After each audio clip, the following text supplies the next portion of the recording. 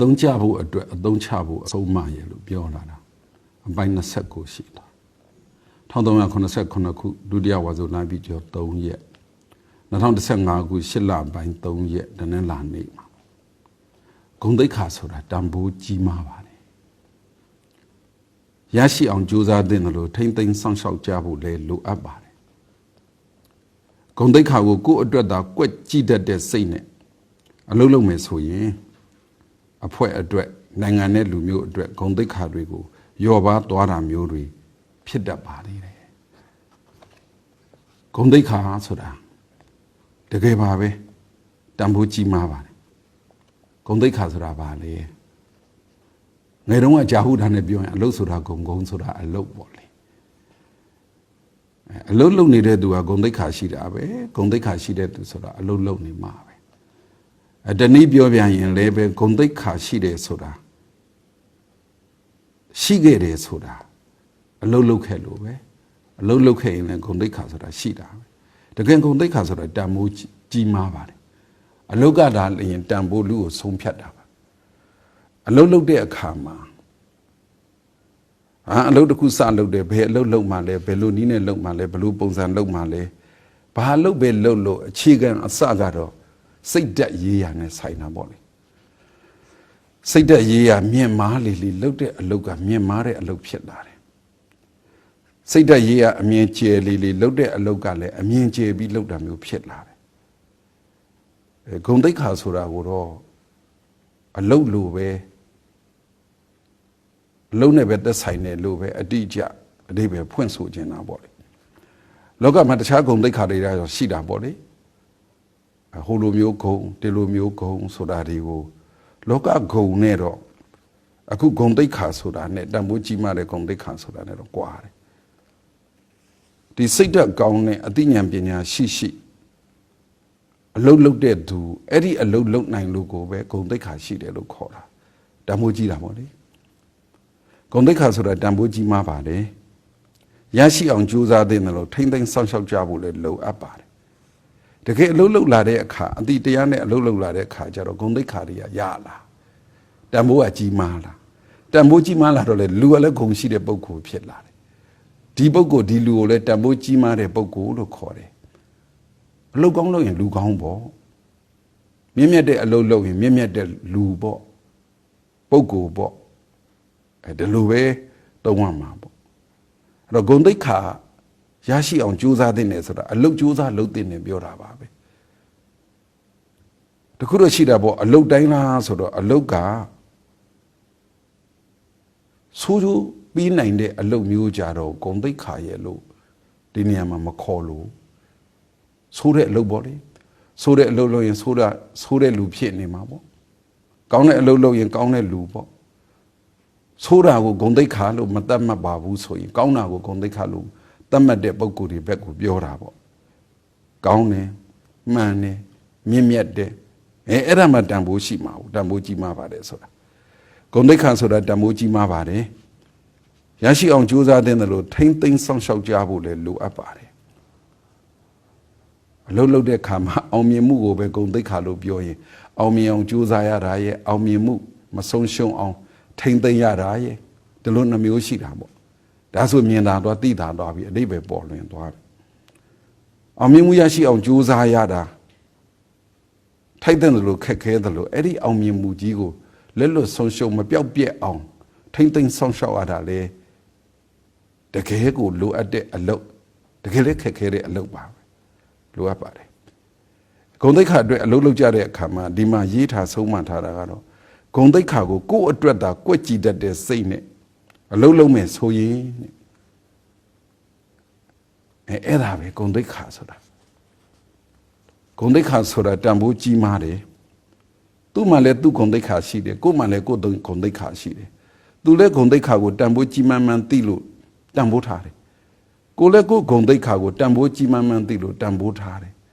ကောင်းတဲ့အလုပ်ကိုလုပ်ကြတယ်ကောင်းတဲ့အပြောတွေပြောကြတယ်ကောင်းတဲ့စိတ်ကူးတွေစိတ်ကူးကြတယ်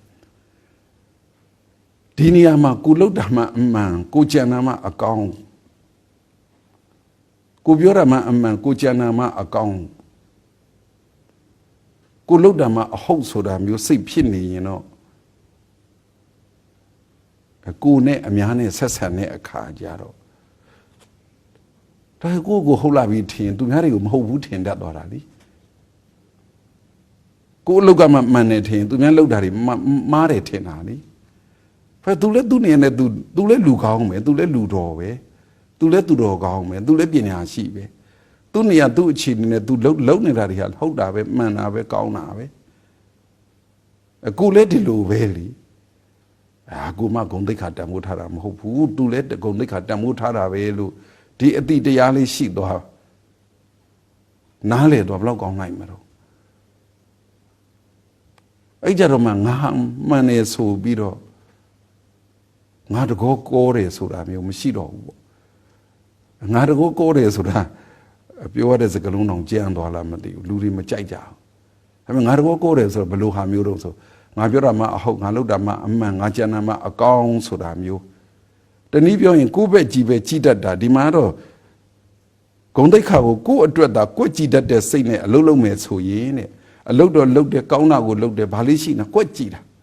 ကိုယ့်ဘက်ပဲကိုယ့်ကြည်တာလေးကိုပြောတာပေါ့အဲ့လိုကိုယ့်ကြည်တတ်တဲ့စိတ်နဲ့အလုပ်လုပ်မယ်ဆိုရင်တန်ဖိုးကြီးမားတဲ့ဂုံတိတ်ခါရအောင်အဲ့ဒီဂုံတိတ်ခါရအောင်အလုပ်လုပ်တယ်ကောင်းအောင်လုပ်တာပဲဒါဘာလေးနဲ့ကိုယ်အားနဲ့ကိုယ့်ကြည်တာကိုယ့်ကြည်တာကိုယ့်အတွက်သာကိုယ့်ကြည်တတ်တဲ့စိတ်ဆိုတော့အဲ့လိုလုပ်မယ်ရင်ဘာအကျိုးပေးမလဲဘယ်လိုတွေဆက်ဖြစ်မလဲကိုယ့်အတွက်ကိုယ့်ကြည်ရင်ကိုယ့်အဖွဲ့အတွက်လीကိုယ့်အတွက်သာကိုယ့်ကြည်ရင်ကိုယ့်နိုင်ငံအတွက်လीကိုယ့်အတွက်သာကိုယ့်ကြည်ရင်ကိုယ့်လူမျိုးအတွက်လीကိုယ့်အဖွဲ့အစည်းမှာလည်းဂုဏ်သိက္ခာရှိတာပဲကိုယ့်နိုင်ငံမှာလည်းဂုဏ်သိက္ခာရှိတာကိုယ့်လူမျိုးမှာလည်းဂုဏ်သိက္ခာရှိတာကိုယ်ဖွဲ့လဲပဲဂုဏ်သိက္ခာရှိအောင်တန်ဖိုးကြီးမှတဲ့ဂုဏ်သိက္ခာရအောင်အလုပ်လုပ်နေတာပဲကိုယ်နိုင်ငံမှာလည်းဂုဏ်သိက္ခာဆိုတာရှိတယ်တန်ဖိုးကြီးတွေရအောင်နိုင်ငံသူနိုင်ငံသားတွေအလုပ်လုပ်နေတာကိုယ်လူမျိုးလည်းဂုဏ်သိက္ခာရှိအောင်တန်ဖိုးကြီးမှတဲ့ဂုဏ်သိက္ခာရှိအောင်အလုပ်လုပ်နေတာပဲအဲ့ဒါကိုကိုယ်အတွက်ပဲကိုကြည့်ပြီးအလုပ်လုပ်ရင်ကျန်တဲ့ကိုယ်အဖွဲ့အတွက်ကိုခေါင်းနဲ့မထဲမိတော့ကိုယ်နိုင်ငံအတွက်လည်းခေါင်းနဲ့မထဲမိတော့ကိုလူမျိုးအတွက်လည်းခေါင်းနဲ့မထဲမိတော့ဒါကတော့ဒီစကလုံးရတဲ့အချိန်လေးနဲ့ရတဲ့စာမျက်နှာစာကြောင်းလေးနဲ့ဆုံးမလို့တလောက်ကလေးရေးရတာပါကိုအတွက်ကွက်ကြည့်တတ်တယ်ဆိုရင်ကွက်ကြည့်ပြီးတော့အလုပ်လုပ်တတ်တယ်ဆိုရင်ကိုဘေးကတငယ်ချင်းပေါ့ကိုမိတ်ဆွေတငယ်ချင်းအပေါင်းအသင်းတွေပေါ့ကိုအဖွဲ့ပေါ့သူများအဖွဲ့ကိုခဏထားအောင်နော်ကိုအဖွဲ့မှာတင်ကိုအတွက်ပဲကွက်ကြည့်တတ်ရင်ကိုအဖွဲ့ကြံတဲ့သူတွေသွားပြီအဲ့လိုကိုနိုင်ငံမှာကိုအတွက်ပဲကွက်ကြည့်တယ်ကိုနိုင်ငံသူနိုင်ငံသားကြံတဲ့သူတွေတွားပြီကိုအတွက်သာကွက်ကြည့်တယ်ကိုလူမျိုးကြံတဲ့သူတွေအတွက်တော့တွားပြီဘာတွားတာလဲဂုံတိတ်ခါတွေကိုယော့ပါတွားတာမျိုးတွေဖြစ်တတ်ပါသေးတယ်ကိုလောက်တာကိုတော့ဟုတ်တယ်ထင်တာကောင်းတယ်ထင်တာပေါ့လေဒါမဲ့ကိုတငယ်ချင်းကိုမိသားစုကိုအဖွဲ့အစည်းကိုနိုင်ငံကိုလူမျိုးမိမိမှာတပါတခြားသူတွေအတွက်တော့သူတို့ရဲ့ဂုဏ်သိက္ခာတွေကိုယော့ပါသွားစေတာမျိုးယော့ပါအောင်လုပ်လိုက်မိတာမျိုးလို့တော့ပြောချင်တာပေါ့လေအဲ့လိုစိတ်ရင်းစိတ်ခံမရှိတော့လဲပဲကိုကွက်ကြည့်တတ်တယ်ကိုအတွက်သာကွက်ကြည့်တတ်တဲ့သူတွေအတွက်ကြတော့တခြားသူတွေမှာဂုဏ်သိက္ခာပေါ်နေပဲ့တယ်အမှန်ကတော့သူ့အလုပ်ကသူပါပဲသူ့ဂုဏ်သိက္ခာသူပါပဲဆိုပေမဲ့လို့ဟဲဆိုပြီးတော့ကို့အကြောင်းပြုပြီးတစ်ဖက်လူရဲ့ဂုဏ်သိက္ခာတွေကိုထိပါစေတယ်ပွန်းပဲ့စေတယ်ကျိုးပြက်စေတယ်အားနည်းစေတယ်လျော်ပါစေတာပေါ့လူတိုင်းကိုဂုဏ်သိက္ခာရှိစေခြင်းပါတယ်ကိုယ်လည်းရှိခြင်းနဲ့သူများလည်းရှိခြင်းနဲ့ရှိစေခြင်းနဲ့တန်ဖိုးကြီးတဲ့ဂုဏ်သိက္ခာတွေလူတိုင်းမှာသူ့အရွယ်နဲ့သူ့နေရာနဲ့သူ့အလုံးနဲ့သူ့ဂုဏ်နဲ့သူ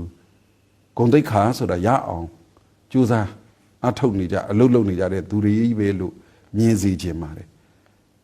အဲ့တော့သူတို့လည်းသူတို့အတွက်ကွက်ကြည့်တတ်တဲ့စိတ်မျိုးနဲ့ဆိုရင်ကိုလည်းကိုအတွက်သာကွက်ကြည့်တတ်တဲ့စိတ်မျိုးဆိုရင်တဦးနဲ့တဦးတယောက်နဲ့တယောက်ကိုမတပါအခြားသူအတွက်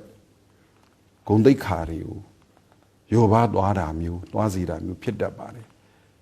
ဂုဏ်သိက္ခာကိုစော်ကားတယ်လို့ကိုဖြစ်တတ်ပါတယ်သူများတန်ဖိုးကို ဖြစ်စီပြစ်တယ်လို့ဖြစ်တတ်ပါတယ်လို့ထိပြောချင်တာပေါ့လေဒီအတိလေးရှိပြီးတော့ကိုယ့်အတွက်တင်ကိုယ့်မကြည့်ပဲနဲ့အားလုံးကိုအမြင်ကျေတယ်နဲ့လွှမ်းခြုံကြည့်နိုင်တဲ့အသိဉာဏ်အဲ့ဒီအသိဉာဏ်အဲ့ဒီအသိတရားနဲ့ပဲအသုံးချဖို့အတွက်လောကမှာမိမိတို့အသုံးချဖို့အတွက်ဒီအသုံးချဖို့ပြောခဲ့တဲ့အဆုံးအမလေးလက်ကင်ထားပြီးတော့နေတတ်ထိုင်တတ်ကျင့်တတ်ကြံတတ်သဖြင့်